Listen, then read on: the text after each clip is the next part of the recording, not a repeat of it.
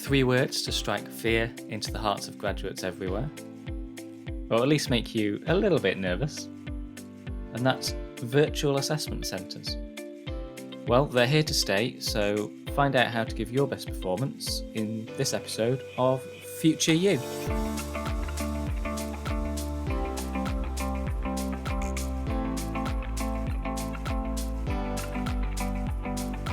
Hello and welcome to Future You, the podcast from Graduate Careers Experts Prospects.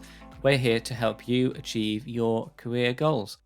My name is Dan Mason, and in this episode I'm going to share some audio from a webinar we hosted in April 2021 on the subject of virtual assessment centres, which of course have become a key part of the recruitment process for graduate jobs during the COVID-19 pandemic.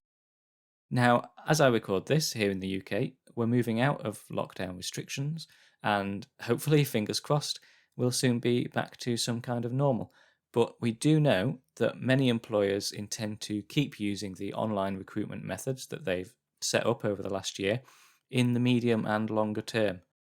There'll be a mix of in-person and online recruitment in future. It'll vary from one employer to the next. And what that means is you'll need to be ready and prepared for virtual assessment centres when you apply for graduate jobs, even in what we might call normal times.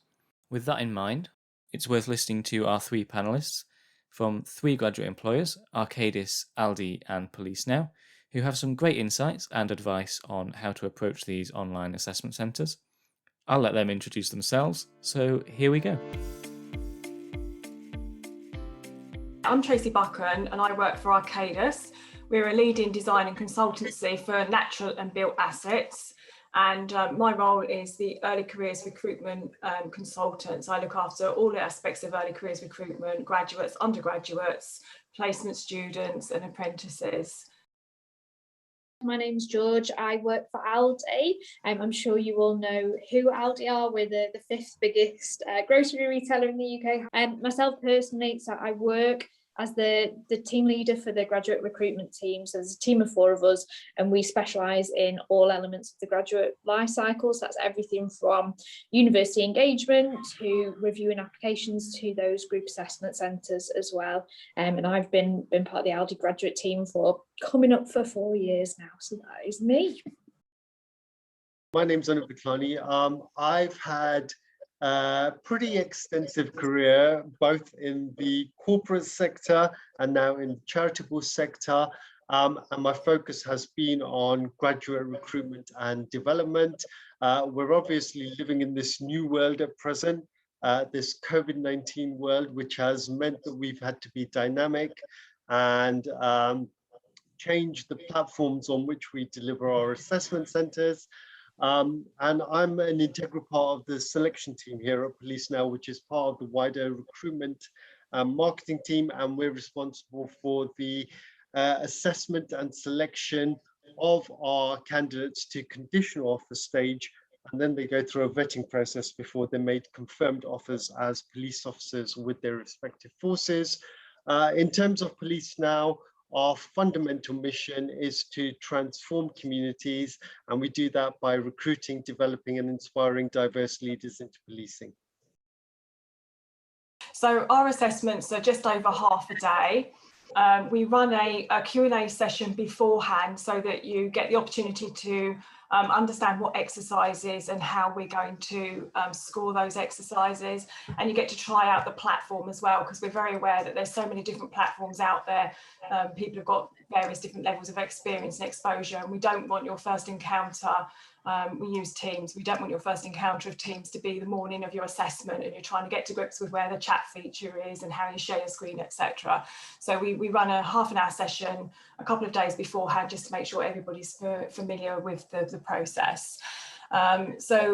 We start off at 9 o'clock and we have a virtual reception. So what we've tried to do with our virtual assessment is replicate our previous face-to-face pre-COVID world, and we would have a number of our graduates there sharing their stories, their expectations, and giving all our candidates the opportunity to ask questions about what it's like to work for Arcadis, what kind of projects they can expect to get involved with, all that kind of thing. So we try to replicate that as closely as we can. Obviously, there are limitations because in a virtual scenario, it's difficult to have free-flowing conversations, but we do our best to, as I say, to make sure that it's as relaxing and as true to the experience that you would have had with a face-to-face.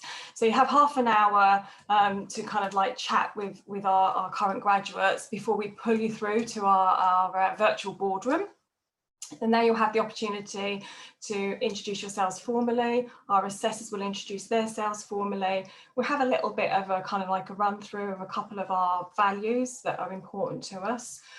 We have strayed away from doing a big kind of sell on Arcadis during the assessment centres. We send lots of links and information ahead of the day. And that's just because we appreciate that trying to keep engaged in a virtual platform is very, very difficult if you're sort of staring at a screen trying to absorb information and then having to do exercises afterwards. So we've kept that down to a minimum. But there's still plenty of time to kind of like engage with each other and our assessors and kind of like relax before you do your exercises. For our assessments, we have 2 exercises.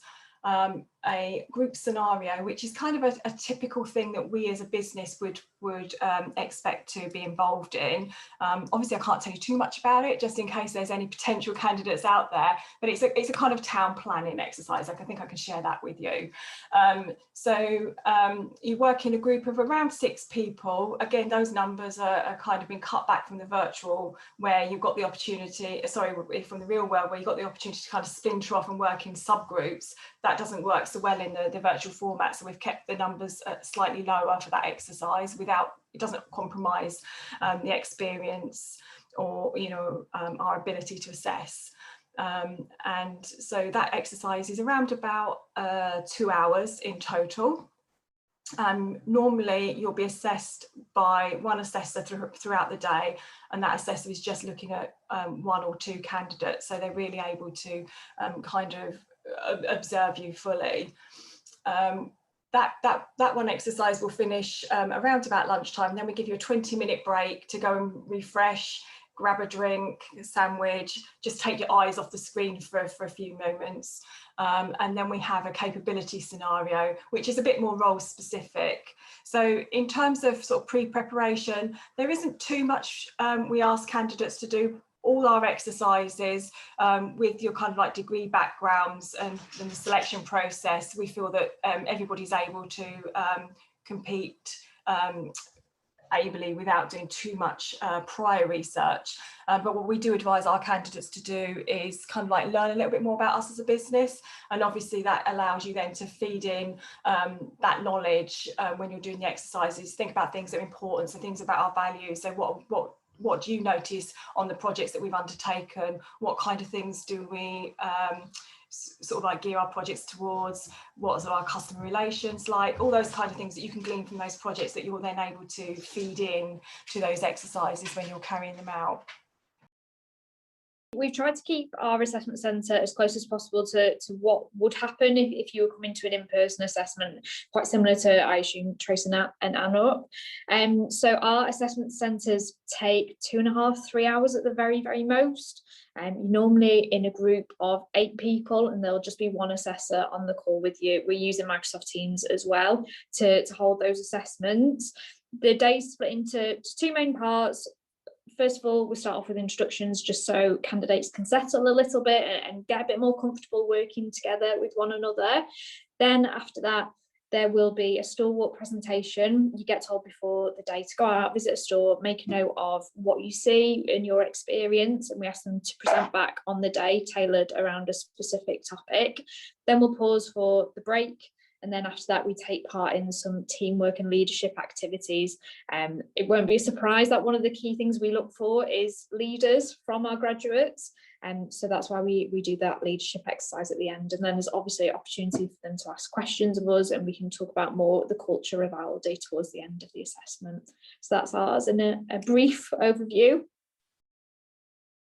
Just as Tracy and Georgina have said, we've done our utmost to replicate our face-to-face assessment center onto the digital world. We conduct 2 assessment centers a day. They're both half-day events, so the morning session would start about 8:30 till 1 o'clock. The afternoon session runs from 1:15 till about 5:45. And our assessment centers at this moment in time, or digital assessment centers at this moment in time, are conducted on Zoom just because of the simplicity of the platform and its offering that it gives to us. We start off with an introduction which gives you an insight into the operation of Zoom, allows the candidates to mingle with each other, and it also gives them an insight into a fictional town, which will be the focus point of the assessment center. And that fictional town is where they will be policing. We undertake a range of assessed and non-assessed exercises during each half-day event.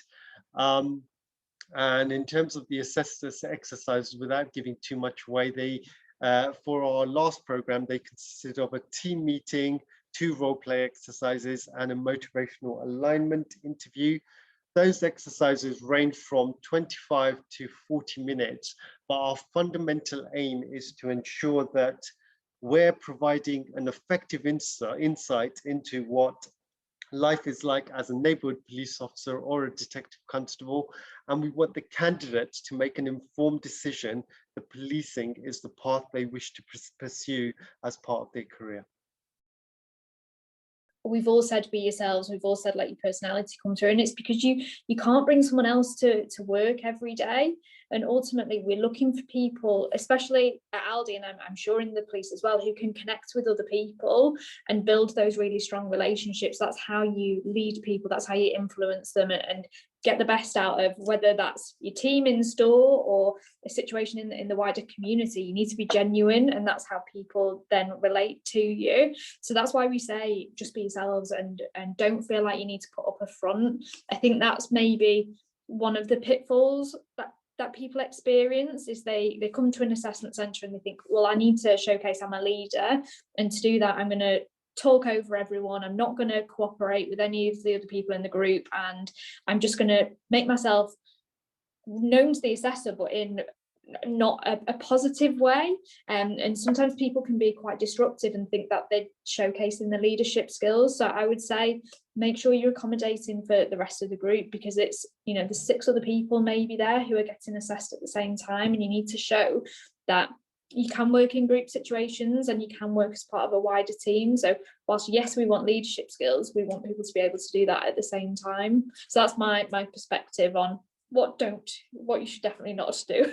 I completely agree with Georgina there in terms of, you know, what's just been covered. The only 2 things I wish to add to this particular question is virtual assessment centers. And, you know, I hope I'm not sounding too controversial. They can be a bit like a double-edged sword, because you're in your home environment and you're in your comfort factor. The only thing I would say is be comfortable, but not too comfortable, because it still is an assessment center. Don't just be completely laissez-faire or chilled out about everything. Go into it with the mindset that I am being assessed here, and there are assessors, there are competencies, and indicators that need to be satisfied that the assessors are looking to tick off. The other thing I wanted to point out is we fully understand that, you know, we're all working from home, and there could be other factors around you, such as pets, children, etc., who could have an influence on your performance. Just be transparent about that to the assessor. We can't try and, I'm saying that as, you know, me in the assessor mode, we can't try and suss out what's happening in the background and how it's affecting you. So be transparent with us, and it stands you in good stead.